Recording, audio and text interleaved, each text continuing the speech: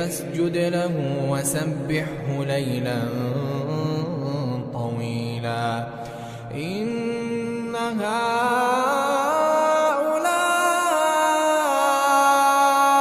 يحبون العاجلة ويذرون وراءهم يوما ثقيلا نحن خلقناهم وشددنا أسرهم وإذا شئنا بدلنا أمثالهم تبديلا